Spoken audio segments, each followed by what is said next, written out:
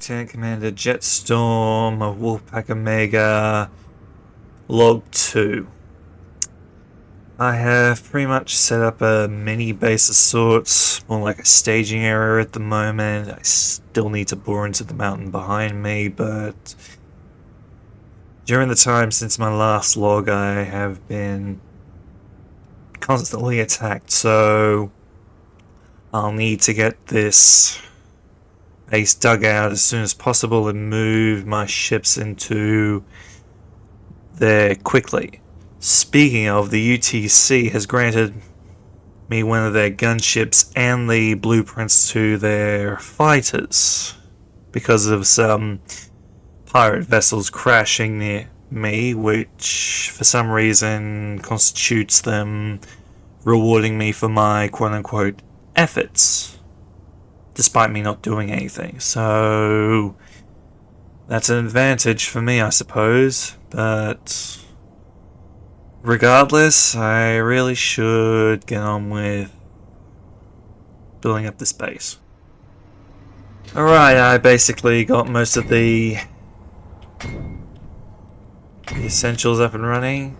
Got a static miner hammering away for stone there, which is being sent into the stone crushers.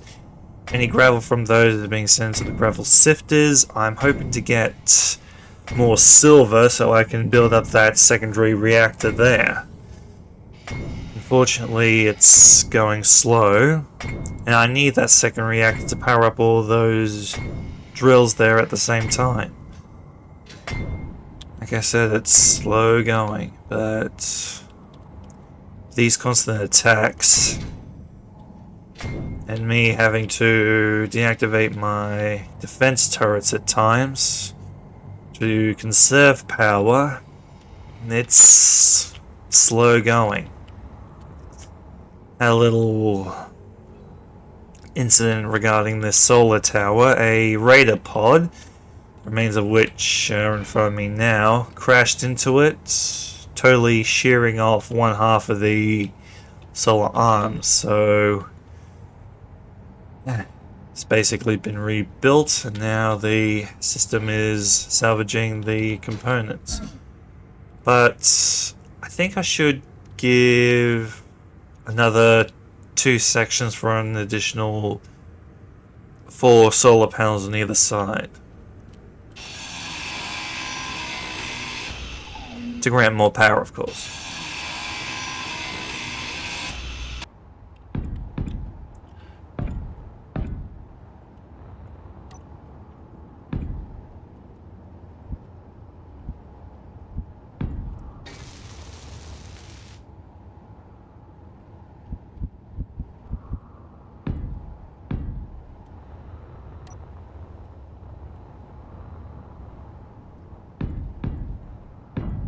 I've also figured out why the planet's day-night cycle.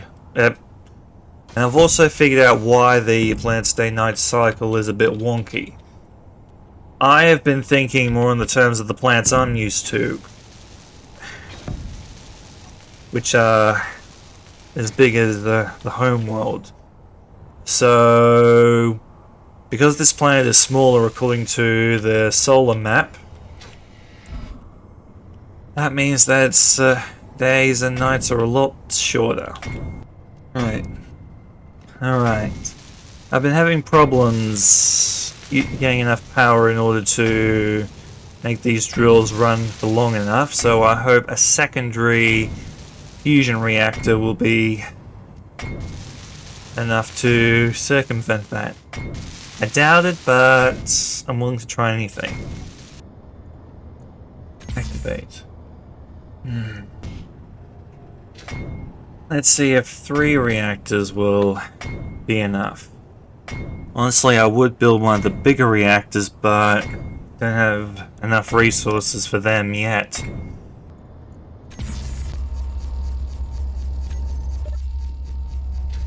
Okay, that works. Excellent.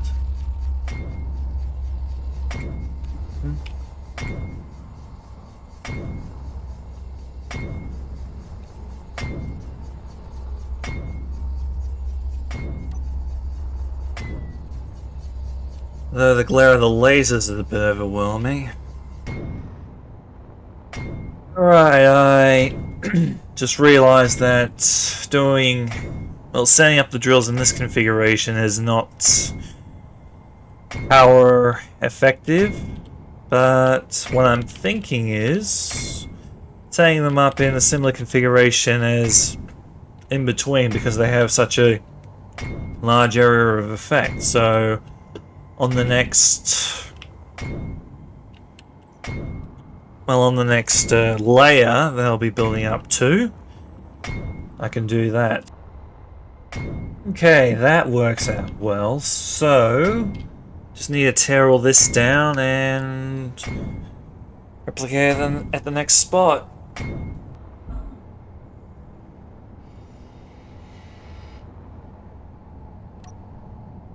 Not again. Seriously, what is it with these guys and destroying my solar towers? It's annoying. Oh well. Well, once all of this is moved inside, I'll line up this whole platform with defense turrets, so that even if I need to be outside to do anything at all, well, I'll be protected somewhat. Alright, after a few hours of work, this is pretty much the start of the base here. I've got some laser drills working inside, carving out an area for me to build terrestrial vehicles and another to build living quarters when needed. And I added several more defensive structures, including torpedo launchers, rail cannons, and anti-auto cannons, and anti-fighter quad lasers. So anything that would attack me in here will be in for a tough time. And for aesthetics, I also added some searchlights. So they're just for show. But regardless, they might do well in case an attack comes during the night. So yeah, there's that.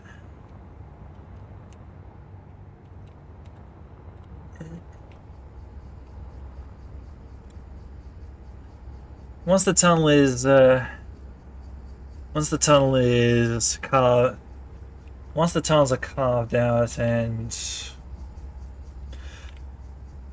once the tunnels are carved out and the walls are finished, I'll move the Ocelot gunship inside, and I'll try to move the Mite inside, but it could be a bit too big. I also need to locate some blueprints for larger hangar doors.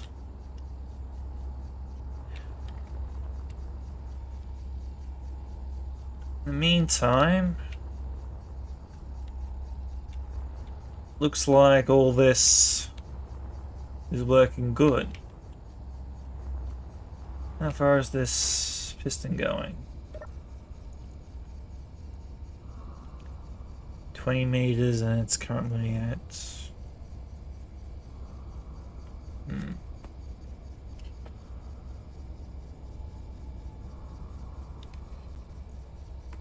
I could build a timer block to do this automatically. Okay, we have a Reaver Slayer incoming, so let's see if these defenses will repel it. I hope so, because these enemies are the ones that I'm most worried about since they started appearing.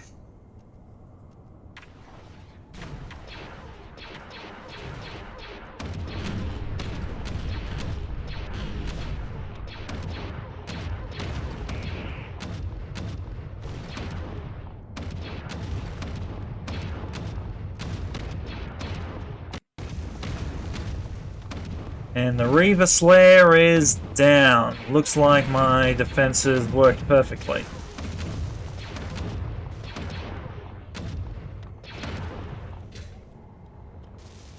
And basically disintegrated any debris.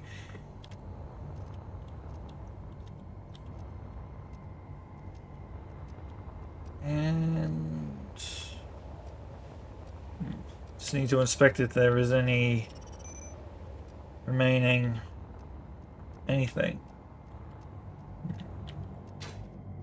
Okay.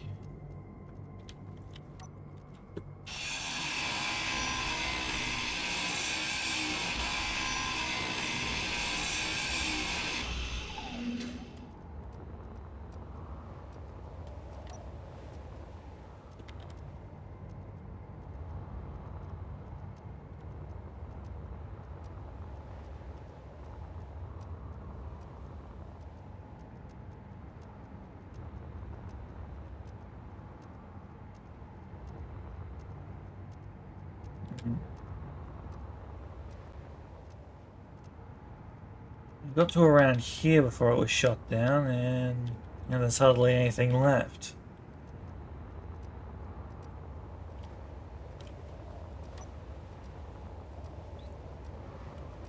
So it looks like the defenses work out fine for potentially anything.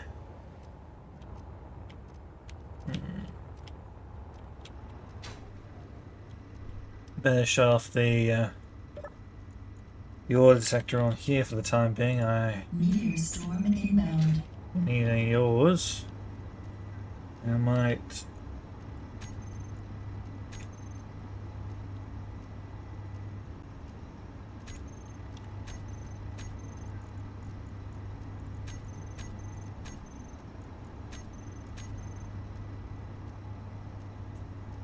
The rest of these are signals.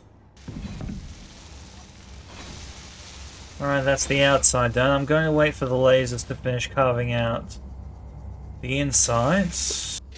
Hopefully this runs on repeat now.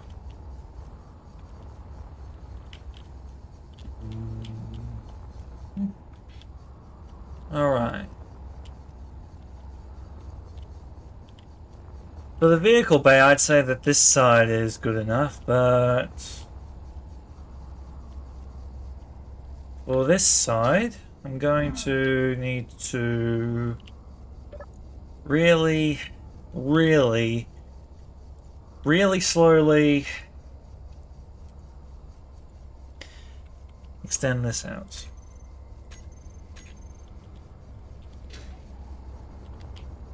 So that I can carve out the inside of this mountain. As far as I can go, anyway. I'll shut these three off for now to preserve power.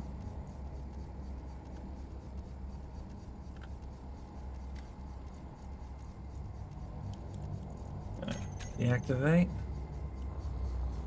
And yeah, this space looks perfect for a vehicle bay. If I need to expand it out, I mean, I'll be able to do that. I think for this area, I'd say that the regular hangar doors connecting between these two spots should be perfect. One going up, one going down.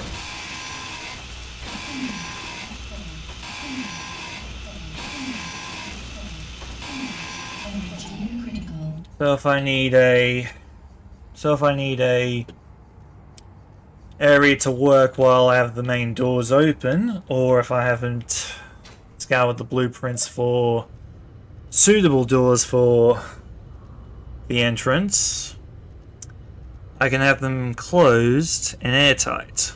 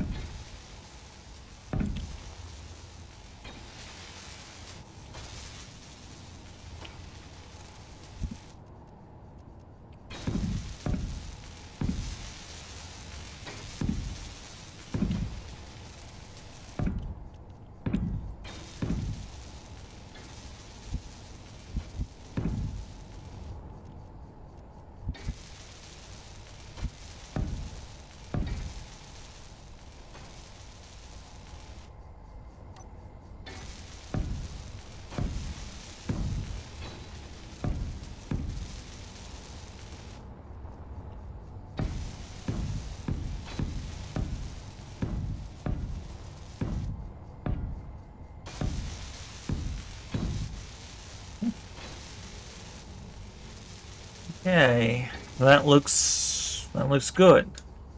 But obviously I need to put in the walls to make it completely airtight and the floor properly. But I'll probably save the floor until after all this has been carved out.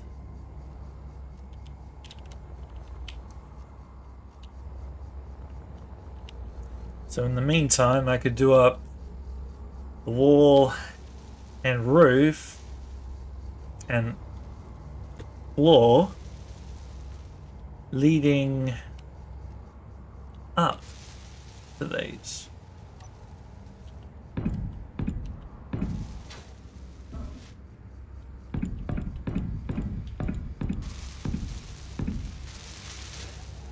I've also made it a habit to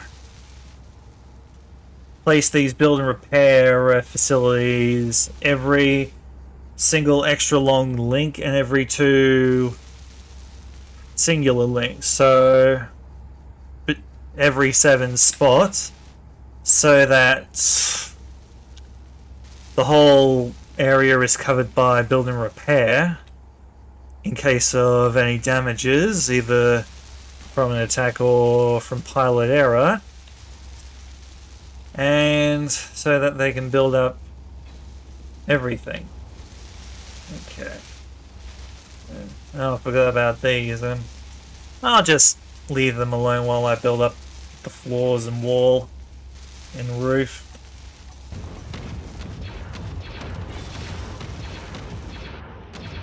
Another robot raider drop pod.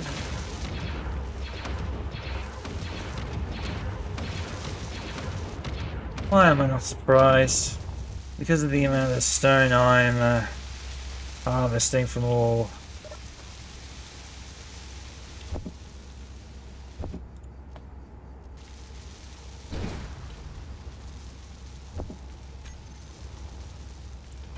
From the excavation. Better build several more of these. And I'll have everything transferred into much more protected target containers inside once all that is done. Well, once it's all carved out, that is.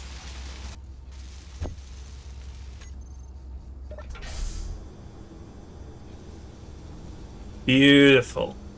Absolutely beautiful.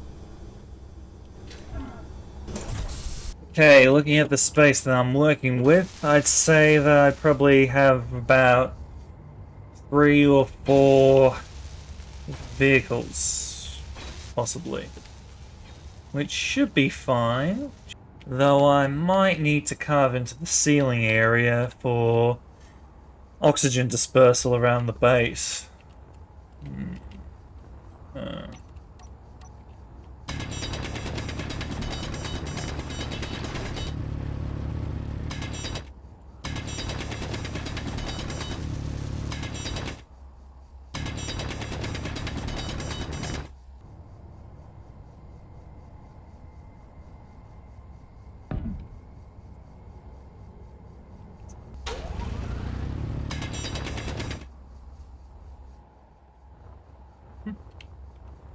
Alright, that's a good start, so... now I'll use the conveyor pipes for pumping oxygen around the base. So...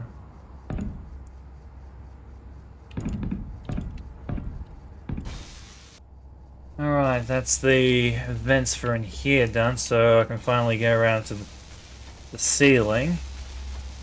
Might leave the floor intact. Well, the floor as is. Until... well, until I can get the whole thing wired up. Just like with a puzzle, always start with the corner pieces. Or at least the edge pieces.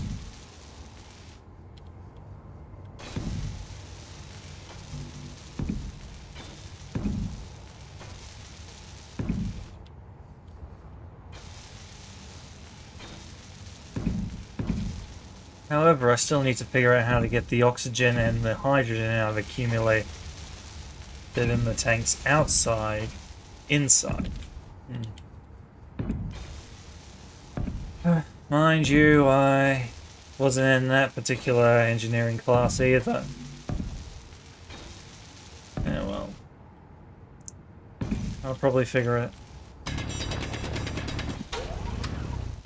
out in time. I might leave this wall blank as well because some of the blueprints of vehicles I have on file have connectors at the back, so could leave these. Actually, I'll leave all these walls bare until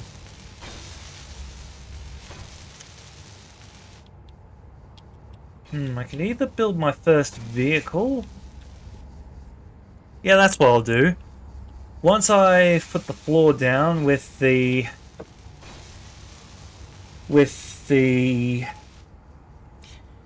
build and repair system under it,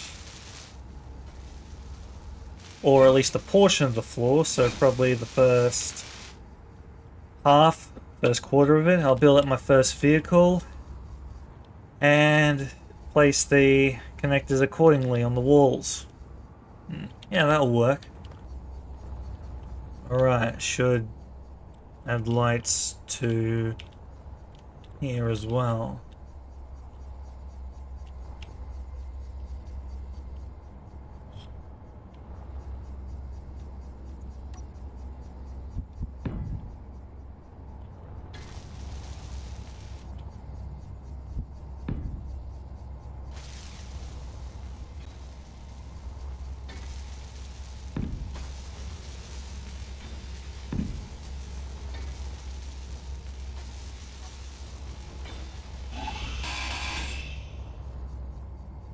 Energy low. Ah, here.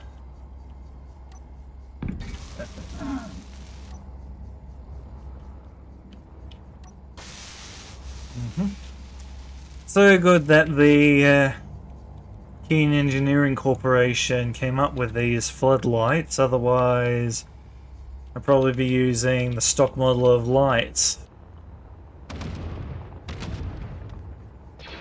Another Raider pod.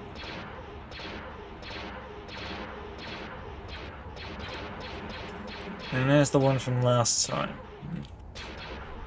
Alright, where will it land this time, I wonder?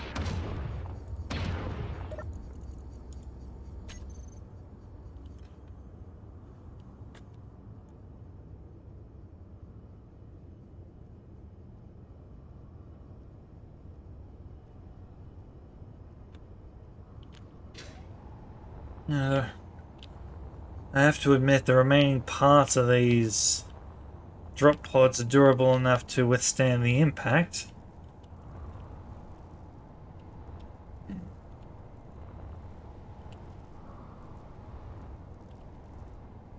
With how far the back of the rock wall is, the beams, yeah, that should be good to carve it out.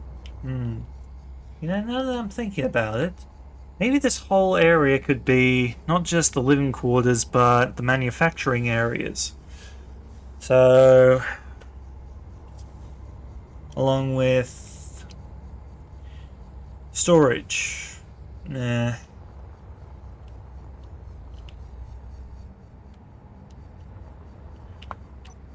Because this whole back area can be for fighter storage.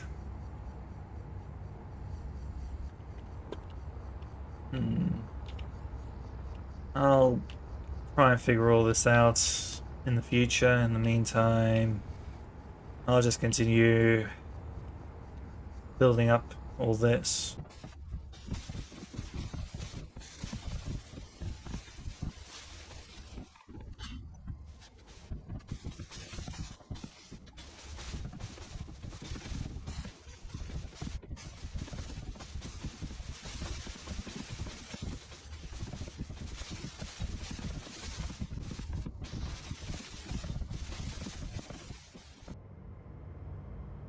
Okay, this military cargo ship is starting to worry me because it's getting within my 3-kilometer targeting systems. Especially towards these octo turrets at the front here. But I'm pretty sure this base can withstand a military attack. Hopefully, but we shall see in a minute. Yep, they're inside the kill range for my quad turrets.